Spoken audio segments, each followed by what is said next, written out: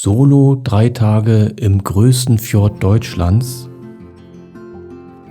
Eine traumhafte Wanderfahrt mit Lagerfeuer, traumhaften Sonnenuntergängen,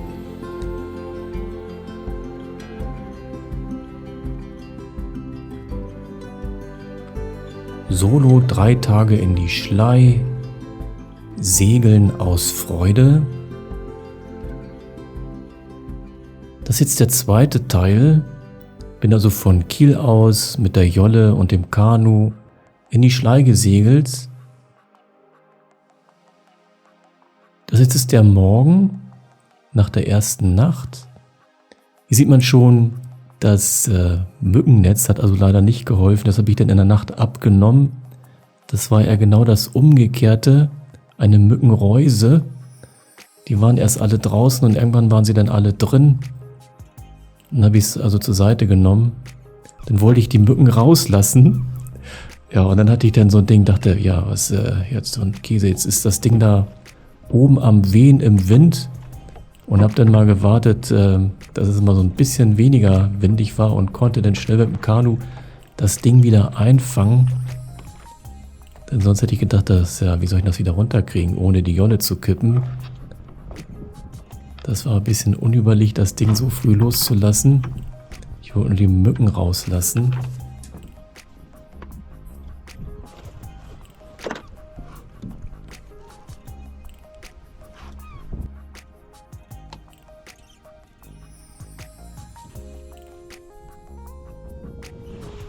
Das ist so eine Gummimatte, so ein Poncho, den ich mir dann nachts über den Schlafsack lege, damit so ein bisschen der Tau am Morgen nicht direkt auf den Schlafsack kommt.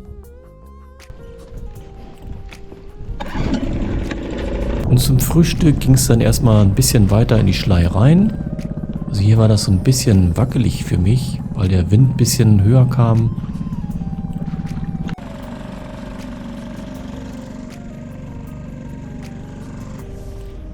Und so ging es dann schnell per Motor auf die andere Seite der Schlei.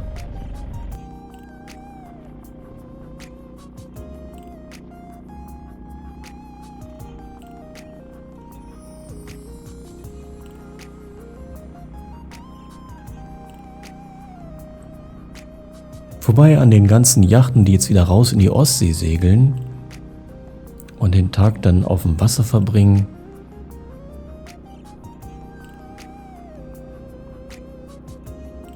Und ich segelte so ein bisschen in die Windabdeckung, hinten bei den Baumreihen. Und suchte mir da dann ein windstilles Plätzchen, um da dann den Tag zu verbringen. Also Anker rein.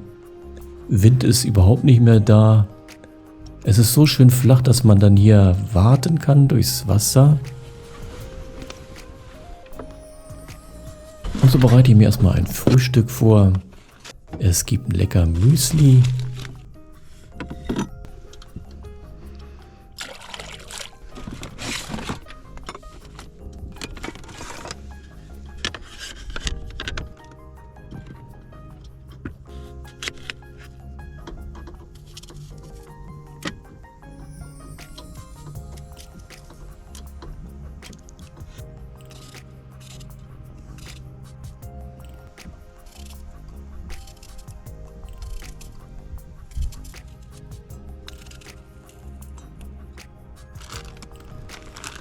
Bisschen Hafermilch rein, die wird nicht schlecht, die kann ewig in der Hitze liegen.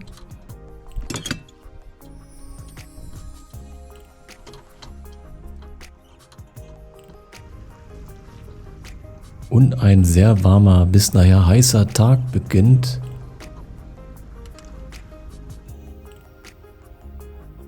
Und der Wind nimmt wieder ordentlich ab, man sieht schon an den Schiffen, dieses bisschen Aufbriesen war nur am frühen Morgen.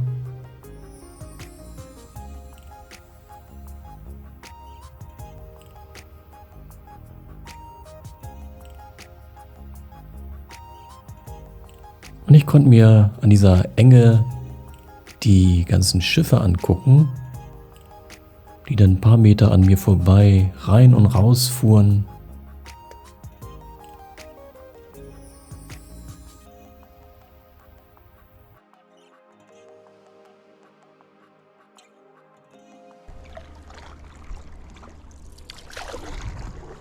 Und dann ging es auf kleine Entdeckungsfahrt mit dem Kanu einmal auf die andere Seite rüber.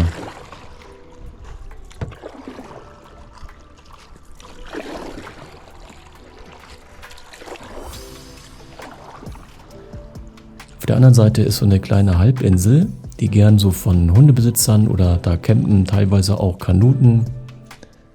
Ist eine Straße hin, dass da auch Gäste hinkommen, die kein Boot haben. Aber in diesem Fall war die mal leer.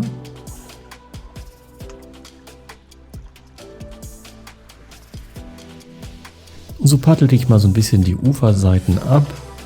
Diese beiden hübschen Reetdachhäuser mit so einem kleinen Ministeg, Privathafen davor.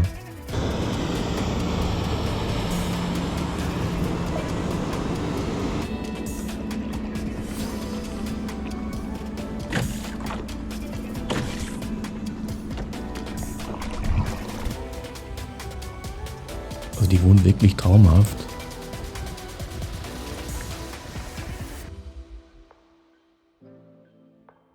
Und diese vielen Traditionssegler, die da rein und raus segeln, ist wirklich sehr schön anzuschauen.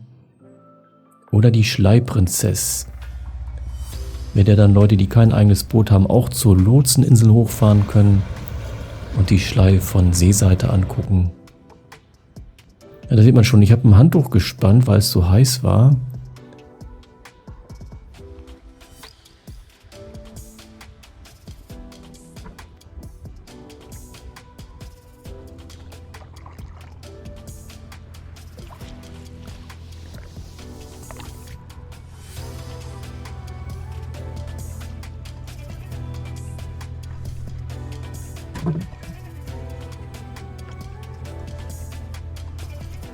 Um so ein bisschen Schatten zu haben, so habe ich mich dann erstmal in der Mittagshitze hinter dieses Handtuch gelegt, um so ein bisschen Schatten zu haben.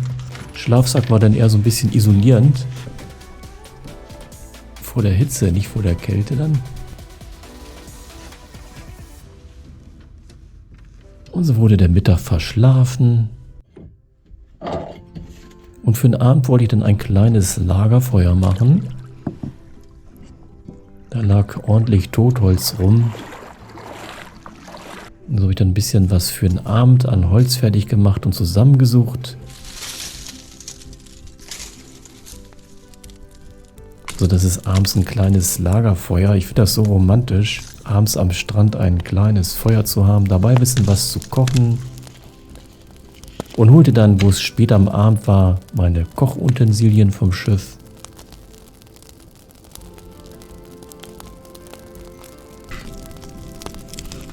Und dann wurde am Feuer traumhaft ein bisschen Essen gemacht. Es gab Gemüse mit ein paar Eiern und Zwiebeln. Dazu ein bisschen Brot.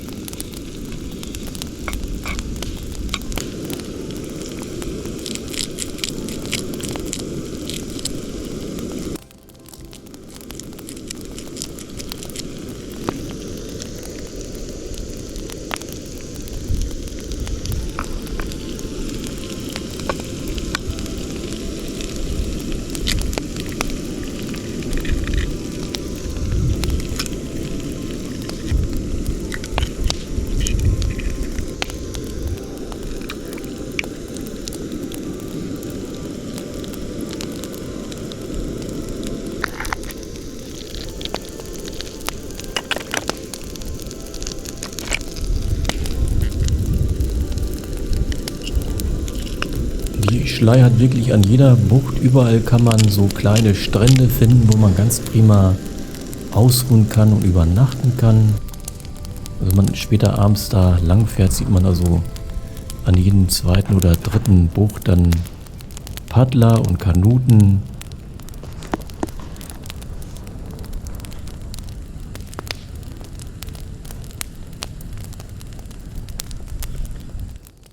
Und so genoss ich den frühen Abend hier am Strand bei lecker Omelette und dem Geknister eines kleinen Lagerfeuers.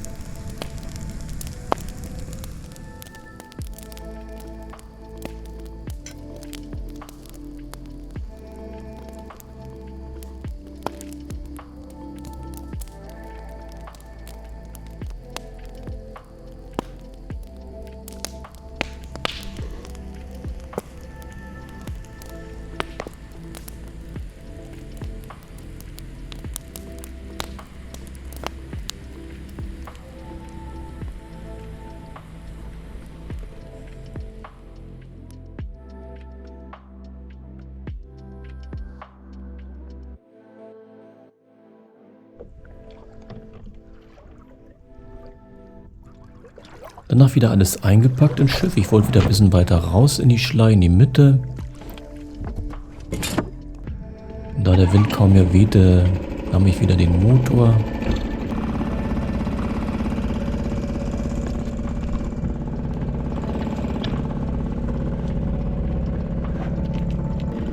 Und es ging wieder zurück in die zweite Bucht von oben.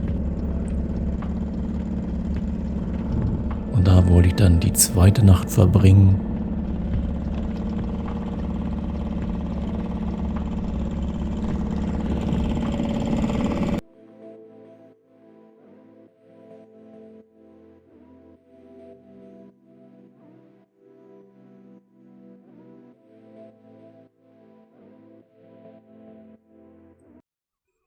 Und da lag dieser traumhaft große Traditionssegler, ein Zweimaster aus Hamburg, also wirklich ein Traum von einem Boot.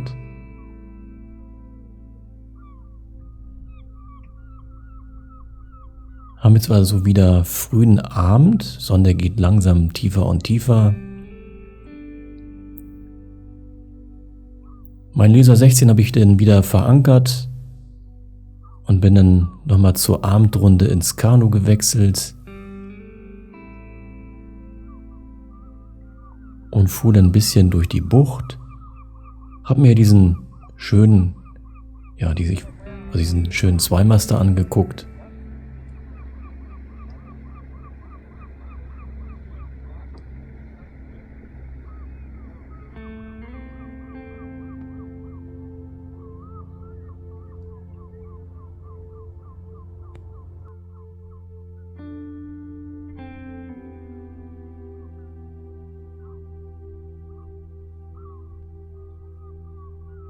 Genoss dann wieder die blaue Stunde mit einem super herrlichen Sonnenuntergang, wieder wolkenfrei, also besser kann man es sich nicht erträumen. Bei Windstille wird also eine wunderbar ruhige Nacht werden für mich, kein Geschaukel im Boot. Und das dann zum Abend und auch zum nächsten Morgen mit dem vielen Gesang der Vögel dort.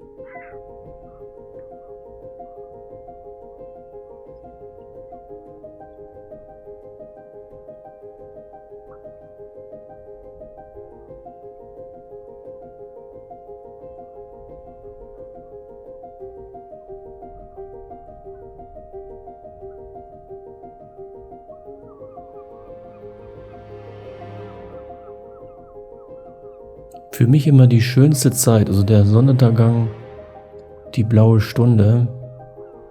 ist der Moment, wo ich ja am liebsten da bin und das genieße.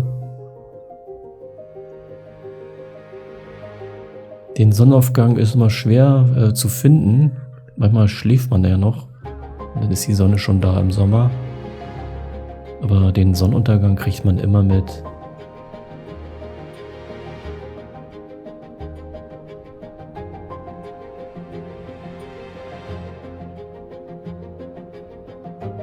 Und so ganz lautlos gleitet man dann mit dem Kanu über ein flaches Wasser.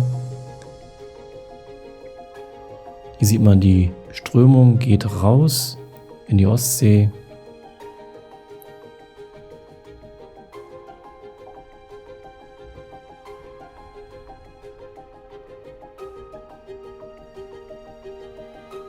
Und so gehe ich wieder in den Schlafsack rein.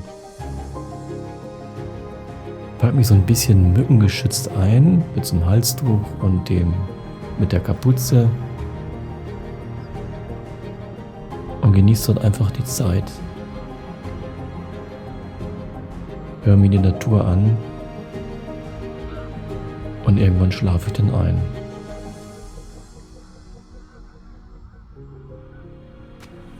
Ja, das war also der zweite Teil. Danke fürs Zuschauen. Dritter Teil kommt dann.